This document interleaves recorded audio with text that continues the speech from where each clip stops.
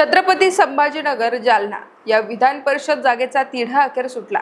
जागा वाटपात शिंदे सेनेनं शेवटपर्यंत प्रयत्न करूनही भाजपनं त्यांच्या हक्काची जागा ताब्यात घेतली आहे। विधान परिषदेची ही जागा भाजपला कोणत्याही परिस्थितीत स्वतःकडे हवी होती आणि त्या पार्श्वभूमीवर मंत्री अतुल सावे सुरुवातीपासूनच ठाम होते। विशेष म्हणजे ही जागा कुणाकडे जाणार याची अधिकृत घोषणा व्हायच्या आधीच उमेदवारीचा बी फॉर्म शनिवारी रात्रीच भाजपच्या स्थानिक नेत्यांकडे आला होता। पण 31 मेच्या रविवारी रात्री उशिरापर्यंत पक्षश्रेष्ठींच्या सांगण्यावरून सगळ्यांनीच गुप्तता पाळली होती। भाजपनं नेहमीप्रमाणे धक्कातंत्राचा वापर करत लगेचच उमेदवारीही जाहीर करून टाकली। कालपर्यंत उमेदवारीसाठी माजी आमदार कैलास गोरंट्याल, भाजप शहराध्यक्ष किशोर शितोळे यांची नावं आघाडीवर होती। याशिवाय भाजपच्या तिकिटावर माजी मंत्री राजेश टोपे देखील मैदानात उतरणार असल्याच्या चर्चांनी जोर धरला होता। पण अचानक फुलंब्री येथील भाजपचे नेते सुहास शिरसाट यांचं नाव जाहीर झालं। मंत्री अतुल सावे यांनी या उमेदवारीसाठी महत्त्वाची भूमिका निभावली। यावरून मंत्री सावे ज्यांच्या पारड्यात वजन टाकतात त्यांची सरशी होते अशी चर्चा आता रंगली आहे। सुहास शिरसाट यांच्या रूपात उमेदवार दिल्यानं भाजपनं ओबीसी कार्ड खेळल्याचंही पाहायला मिळतंय। माळी समाजाला प्रतिनिधित्व देत भाजपनं एक प्रकारे आपला जनाधार मजबूत करण्यावर भर दिल्याचं सांगितलं जात आहे। पण फुलंब्रीचे सरपंच ते आता विधान परिषदेत आमदार होणारे सुहास शिरसाट नेमके आहेत कोण, जाणून घेऊयात या व्हिडिओच्या माध्यमातून। नमस्कार, मी पूजा आणि आपण पाहत आहात देदनका। राज्यातील स्थानिक स्वराज्य संस्थांच्या 17 मतदारसंघातून आता नवीन आमदार विधान परिषदेवर निवडून जाणार आहे। त्यासाठी 18 जूनला मतदान तर 22 जूनला निकाल घोषित होणार आहे। त्यापूर्वी 1 जून ही उमेदवारी अर्ज भरण्याची शेवटची तारीख असल्यानं राजकीय घडामोडींना वेग आलाय। छत्रपती संभाजीनगर जालना या मतदारसंघातून महायुतीचे उमेदवार म्हणून सुहास शिरसाट यांच्या नावाची घोषणा झाली आहे। तर त्यांच्या विरोधात महाविकास आघाडीने उमेदवार दिला असून ठाकरे गटाच्या पदाधिकारी व माजी जिल्हा परिषद अध्यक्षा देवयानी डोणगावकर यांची उमेदवारी जाहीर झाली आहे। पण महायुतीच्या मतदारांचं संख्याबळ पाहता या ठिकाणी शिरसाट यांचा विजय निश्चित मानला जातोय। याआधी ऑगस्ट 2019 मध्ये झालेली या मतदारसंघाची निवडणूक मराठवाड्यात गाजली होती। त्यावेळी भाजप आणि एकत्रित शिवसेनेचे उमेदवार अंबादास दानवे यांनी मोठ्या मताधिक्यानं आघाडीच्या उमेदवाराचा पराभव करत विजय मिळवला होता। पण आताची राजकीय परिस्थिती पूर्णतः बदललेली आहे। स्थानिक स्वराज्य संस्थांमधील मतदारसंघाच्या बळावर भाजपने ही जागा त्यांच्याकडे खेचून घेतली आहे। त्यावेळी संभाजीनगर आणि जालना या 2 जिल्ह्यांमधून 606 मतदार असणार आहेत। जालना जिल्हा परिषदेची निवडणूक अजून झालेली नसल्याने ते 54 सदस्य वगळून ही मतदान प्रक्रिया पार पडणार आहे। आता या मतदानासाठी संख्याबळाचा विचार केला तर या मतदारसंघात भाजप क्रमांक 1 चा पक्ष आहे। जालना आणि संभाजीनगर महापालिकेत त्यांची एकाधी सत्ता आहे, तर संभाजीनगरची जिल्हा परिषद आणि जिल्ह्यातील 6 नगरपालिका या भाजपच्या ताब्यात आहे। याशिवाय जालन्यातील 3 पैकी 2 नगरपालिकांवरही भाजपची सत्ता आहे। त्यामुळे या ठिकाणी सुहास शिरसाट हे सहज निवडून येऊ शकतात।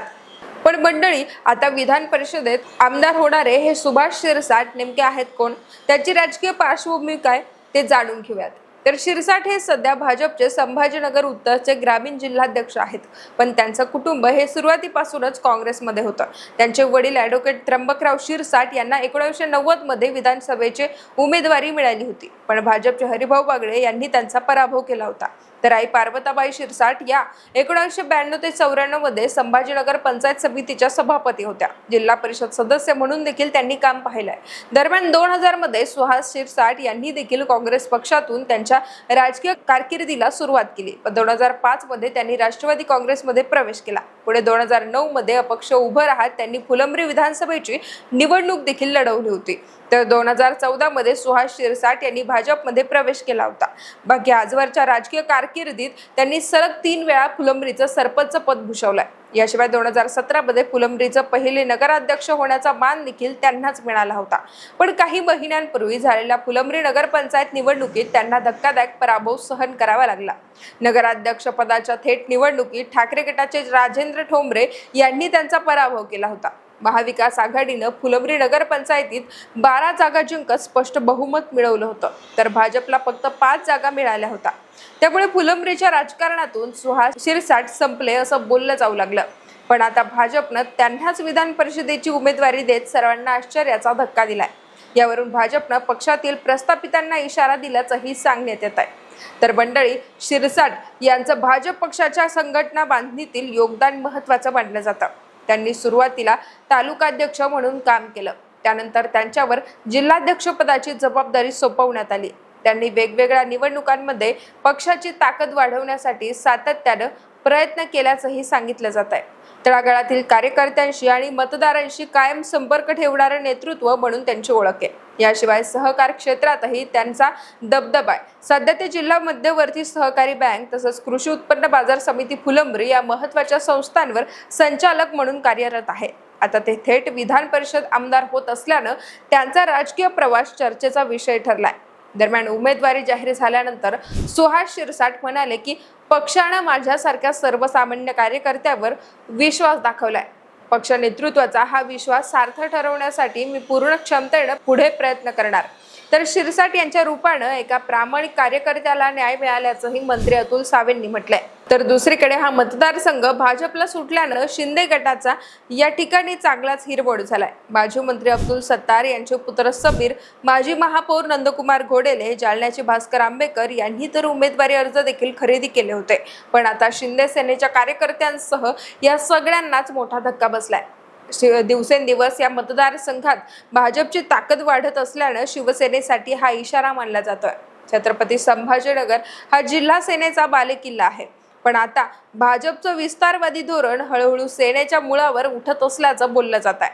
बाकी राजकीय घडामोडी आणि सुहास शिरसाट यांना मिळालेली उमेदवारी याबद्दल तुम्हाला नेमकं काय वाटतं? तुमची मतं आणि प्रतिक्रिया आम्हाला व्हिडिओच्या कमेंट बॉक्समध्ये नक्की कळवा.